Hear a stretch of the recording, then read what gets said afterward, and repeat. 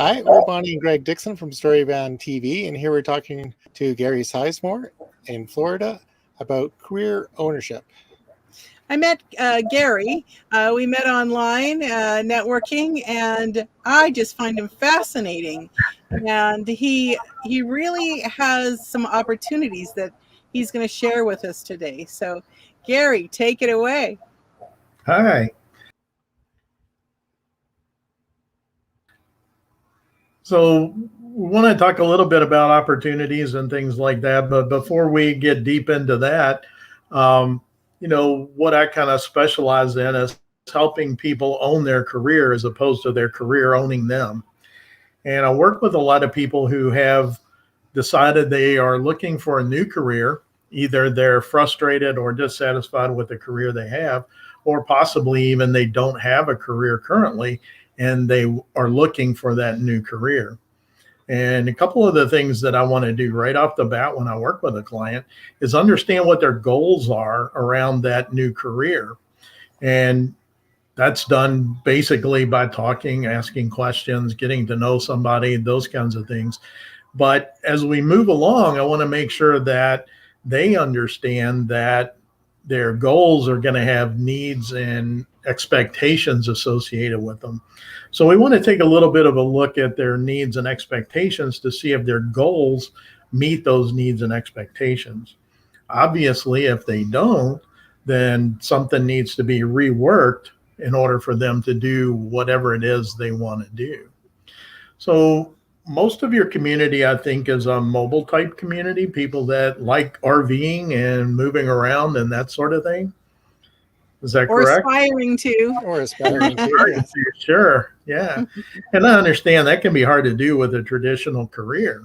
Mm-hmm. Weekends are great maybe and that kind of stuff. But if you want to make that transition to a more full-time lifestyle like that, it can be a little bit difficult depending on what your career is. So in cases like that, I would talk to people about business ownerships and particularly about businesses that would work well in that environment.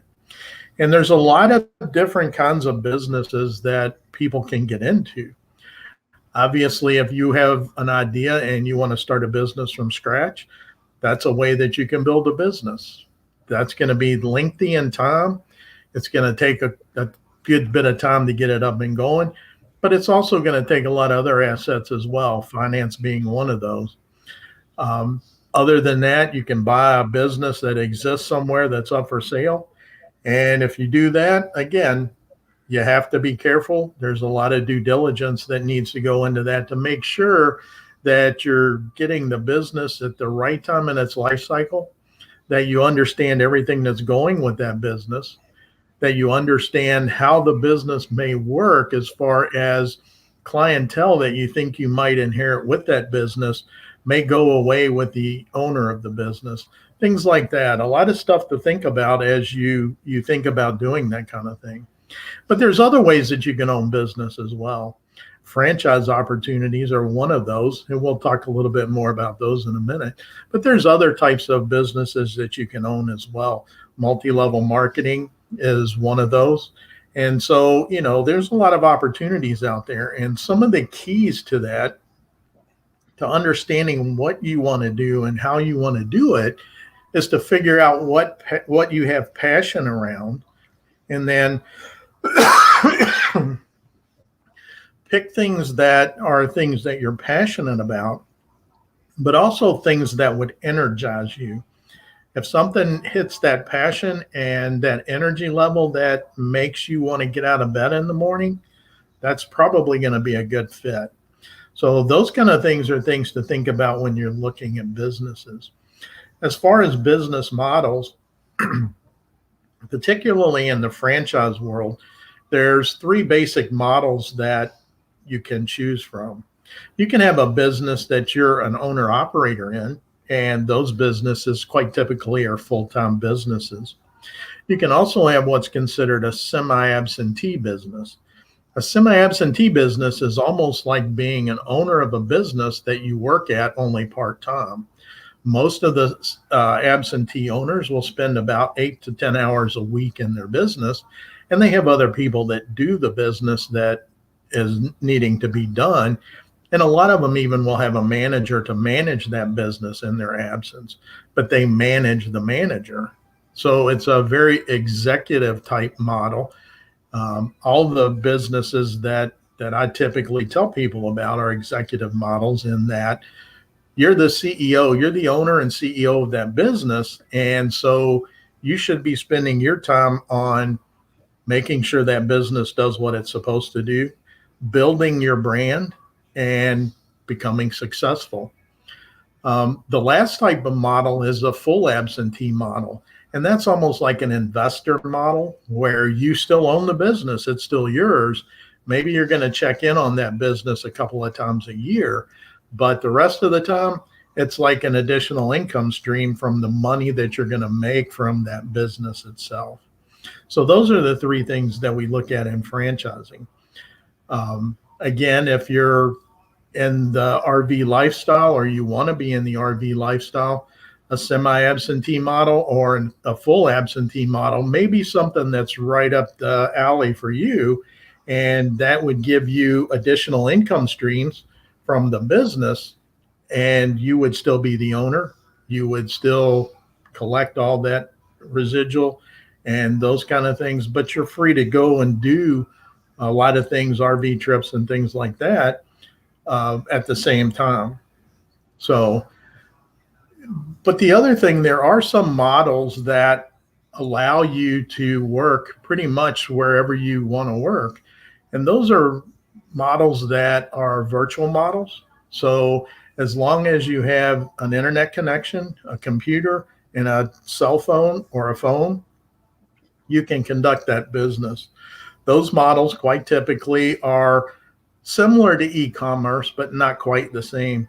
A lot of those models are consultation models and things like that, where you would be a consultant and you would work with your clients virtually.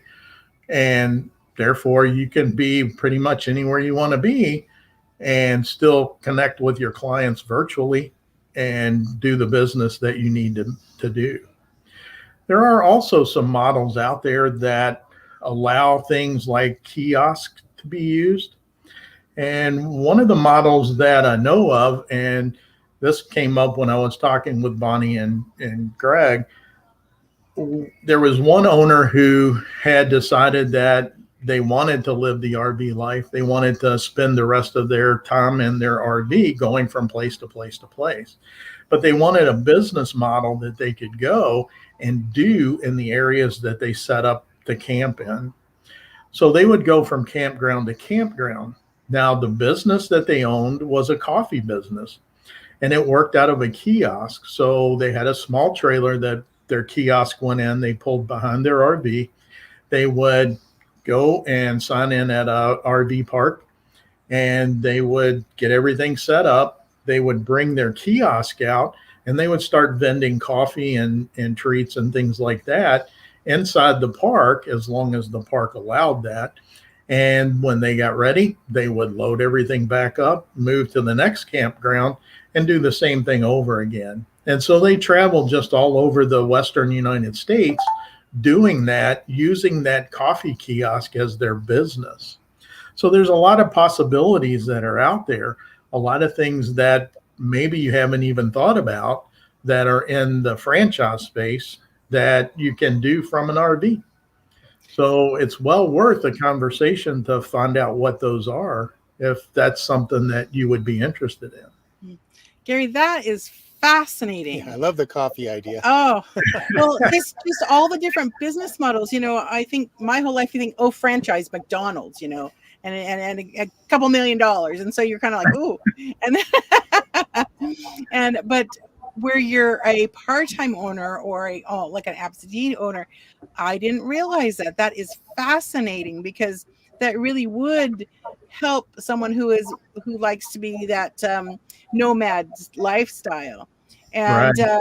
what I understand what you do, Gary, is when someone's thinking about it, it's wise to have a consultant with them, because there are things that happen to people. They invest and then they've lost all their money because they didn't really realize all the ramifications to owning a franchise and or the wrong franchise for them. And what I'm hearing you say is you help guide people. You help them make a good decision. Right. And, you're exactly right. When you say franchise, most people think McDonald's. And franchises today are a lot different than that. For example, I've got a network that includes some 200 businesses. Those businesses are national and international businesses. All of them are franchises, and they span some 80 industry segments. So when you think about that, there's just a vast amount of things out there that are franchise, things that you probably see every day, but you don't really associate them with franchises. So that's one of the really cool things about franchising right now. And yeah, when I work with someone, there's a lot of ways that you can get information on franchises. You can go online and do a search and call somebody and talk to them. Keep in mind, when you do that, you're going to be talking with a broker. That broker's interest is in selling you a business because that's how he makes his money. So he's going to be real interested in giving you a quick sales pitch and get you moved into a buying position.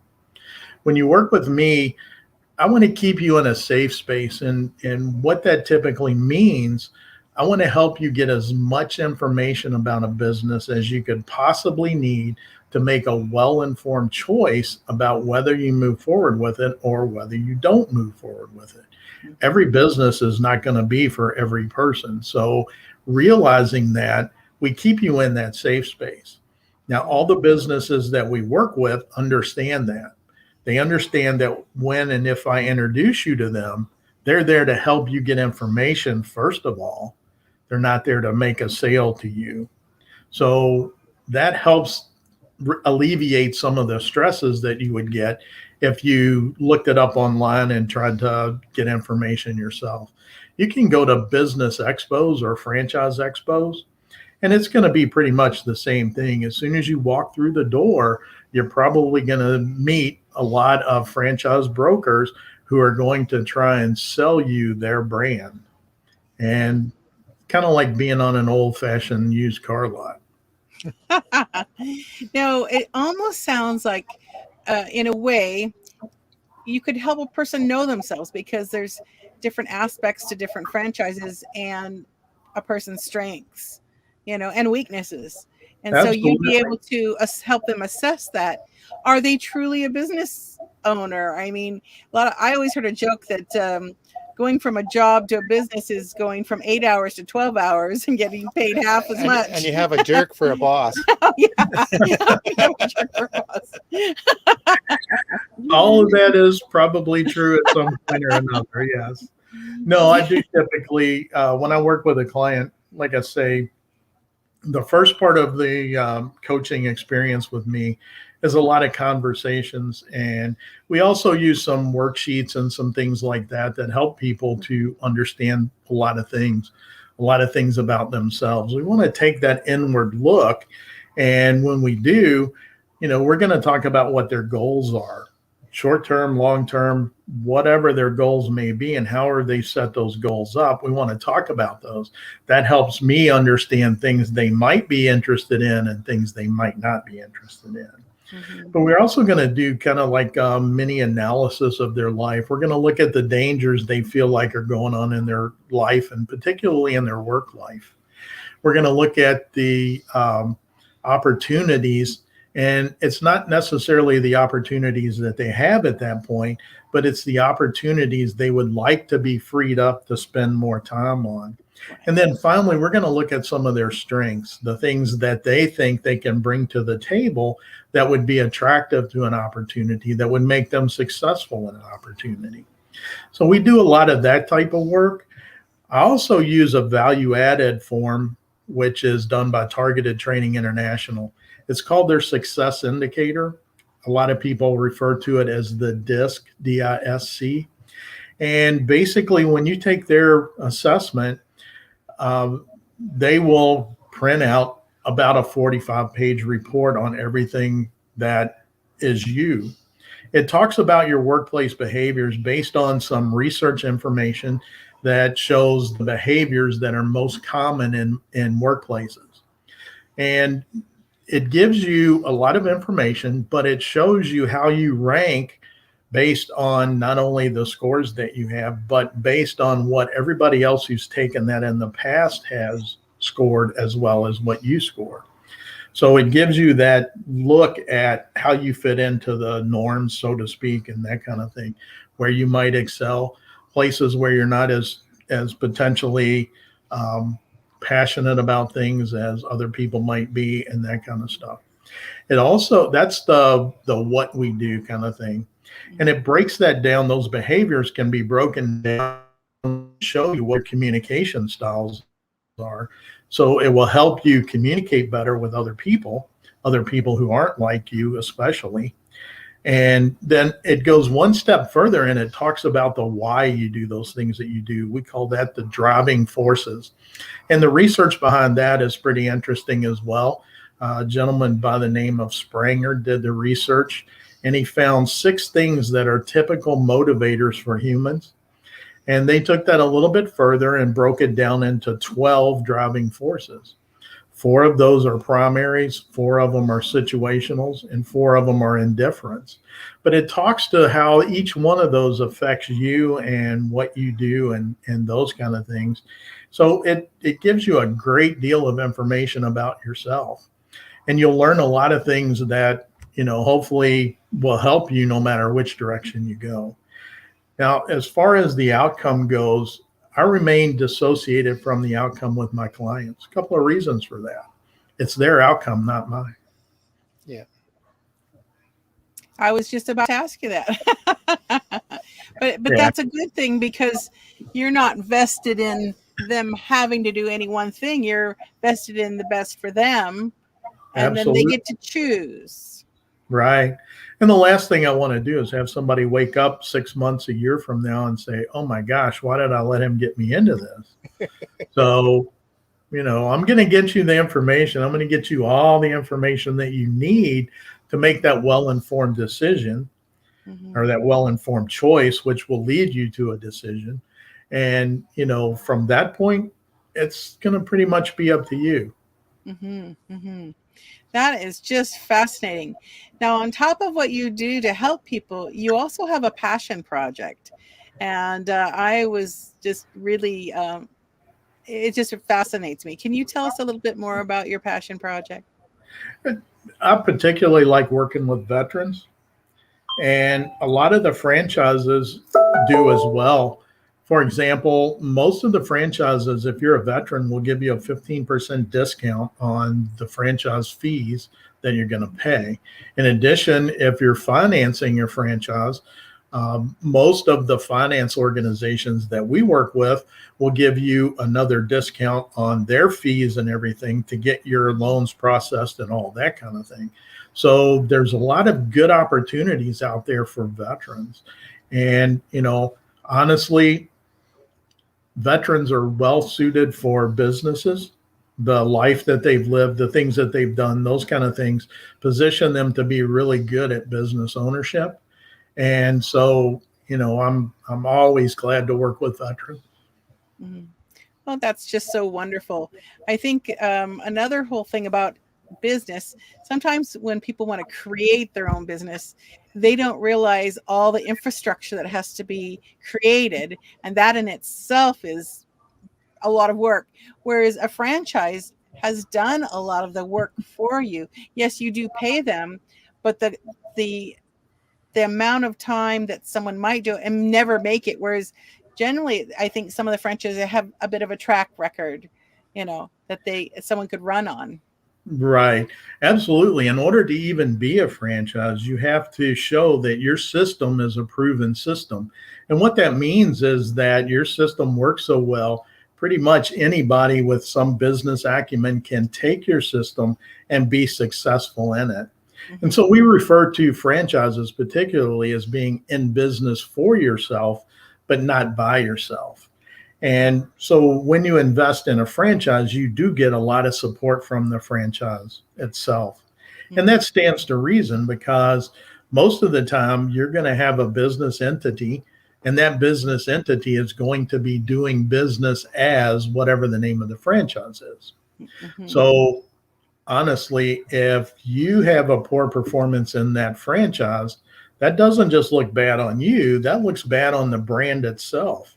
So they want to make sure that doesn't happen, and they're going to give you a lot of support to keep that from happening. Right, right. This is just wonderful news for a lot of people. And how would a person connect with you and work with you so that they might find that dream business that they've always thought about having? And what would that look like to work with you, and where would they go? Sure. I do have a landing page. There's a screenshot of it on the screen there, and they can reach out on that. There's a place there that they can schedule an appointment with me to talk and that sort of thing. It's gsizemore.esourcecoach.com. They're welcome to email me. It's gsizemore@esourcecoach.com. So either way, and on LinkedIn as well. They can look for me on LinkedIn. It's Gary Sizemore MBA if they're looking at LinkedIn.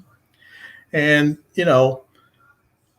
I have a large network and that kind of thing. So I'm welcome to bring people into my network. And if anybody wants to talk, I'm more than happy to talk and to get them all that information. If people just want information, reach out to me and I'll send you some information, PDF files and things like that. You can look over them at your pace. And then if you do decide you want to go forward, get back in touch with me and we'll take it to wherever you want to go with it. Fabulous. Now, just looking at this landing page, it's interesting. Worried about aging out of your position.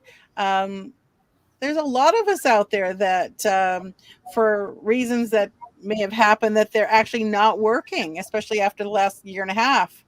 And so this might be a good time for them to look at something like that, because as we grow older, Greg and I are 60-ish going on 16, but a lot of people may not get the typical jobs, I'll say, and a franchise might be a good way to go because no one can fire them except themselves. Yeah, when we look at the statistics, about 70% of the people in the workforce today say they would like to be self-reliant, work for themselves. But, we do have laws and stuff that are in place that are supposed to prevent ageism from occurring. Yet a lot of people over the age of 50, and that's a lot younger than I am, but a lot of people just over the age of 50 feel like when they put in a application or send out a resume, they don't get calls back. And the only thing they can attribute that to is their age. And while people can't ask you what your age is, if you read someone's resume, you can quite typically have a pretty good guess of what their age range is. And so a lot of people feel like ageism is going on out there. And sure, if you own your own business, you don't have to worry about that ageism. A lot of people also, think, okay, well, I'm going to get ready to retire in a few years. Okay. What's that retirement based on? That retirement's based on the job that we have and the fact that we probably don't want to do that any longer than we have to. But if you own a business and it's a business you're passionate about, if it's a business that energizes you, you don't have to retire at 65. You can continue to work as long as you want to work. It's your business and you can continue to make money with it. And so, there's a lot of strategies in there too that keep you under the limits of Social Security and those kind of things if you do draw that. But, there's a lot of different ways to get beyond that typical retirement and still continue to work, still have something to do, and still stay busy so you don't sit on the front porch in a rocking chair, so to speak. Right. It's also could be an asset in a sense, whereas a typical job Some people call it just about broke, but with a job, you'd be working your wage and everything. But with a franchise, you may be able to sell that also later. A majority of them are sold after someone either decides they don't want to work at it anymore, they want to completely retire or whatever. And so we talked about a lot of that stuff too. One of the things that I tell people, if you're going to own a business, one of the first things you want to think of is your exit strategy. And that makes people pause. And they say, why would I want to think about getting out of the business that I'm just now thinking about getting into? And the reason for that is, honestly, as your business goes on, you build equity in that business, just like you have equity in your house, just like you have equity in anything else of value that you own. So there's equity in that business. If you don't sell that business or pass the business as a legacy business to a relative, a friend, someone else, what happens to that equity that's in the business? It just goes away, right? So what I want people to do is understand there's equity in there so they can get that equity out. They've built it. It's theirs. They should benefit from that. Mm-hmm. So that is one of the things that we do talk about as well, how you're going to dispose of that business when it becomes the time that you want to do so. Yes. And sometimes, like, I have a friend that had created a business, has worked it for almost 40 years. And her exit strategy, it's a little long in tooth, but it's going to actually take her, she figured, from beginning to end, about 4 years for her, because it was her own business and everything. And it's fascinating. I thought, 4 years? She said, well, that goes fast because they have steps they're doing to do this. So I think that's quite wise to, well, as my other girlfriend said, for each of us, the end in mind. Know what's coming at the end so that we're not surprised, like, oh, I didn't know that. So It sounds like you take people from the beginning, here we go, beginning to the end of a life cycle of a franchise or other business. Yes. Yeah. And a lot of people don't realize businesses have life cycles just like we do.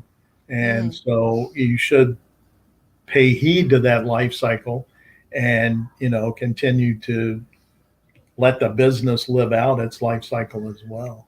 Yeah. A lot of people too will, when they get ready to get out of that business and they want to sell the business, they'll go to work for that business as a consultant or work in that business until the new owner gets up to speed on everything and all that kind of stuff. And that may take whatever period of time that new owner wants to take, if that person wants to do that. Now, obviously, if somebody wants to just retire and not do anything else as far as the business, that's understandable, and that's okay too. Remember, if it's a franchise, there's still going to be a lot of people that are going to be there to help, unlike a business that you're going to start from scratch where you truly are in a business, but you're the only one in that business. Right. Yeah. Well, this has just been fascinating, Gary. I know I've really enjoyed it. It's great. Yes. Yeah. And we'll talk about some future opportunities for you. Yeah. Yeah. We know that you're an expert in your field. There's probably not a lot of people that know what you know. And I know our audience is going to be fascinated with what you shared. Yeah. There's just all the various resources that you listed. We'll try to put those together for people. So it'd be great. So make sure to contact Gary if you're even thinking of a franchise or a career change, in the sense of, is a business opportunity part of that career change? If you're laid off, if you're aging out, what we call aging out, but don't be caught off guard. You don't have to work in a job you dislike. You can own your own business, and really it can sometimes, as you said, Gary, energize a person. Yeah, absolutely. Own your career. Don't let your career own you. I love it. I love it. Any last comments for our audience? No, reach out and I'll get you as much information as you want to have, and I'll be glad to work with you if you want to work further. Yeah, we'll put your website and your LinkedIn links in the comments later, and and we'll go from there. We thank you so much, thank you Gary. very much. You all, thank you very much for having me. And here goes the video.